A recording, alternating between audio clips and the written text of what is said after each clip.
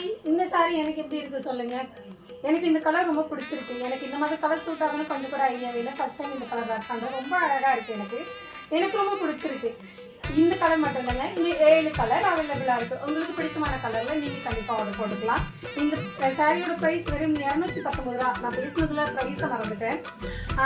Paper tissue tissue cotton சொல்லுவாங்களா, அந்த மாதிரி மெட்டீரியல் ரொம்ப வெயிட்லெஸ்ஸாக இருக்குது. அது மட்டும் இல்லை, இதில் கோல்டன் கலரில் ஸ்டார் கொடுத்துருக்காங்க. ஸ்டோன் மாதிரி சம்திங் வருது.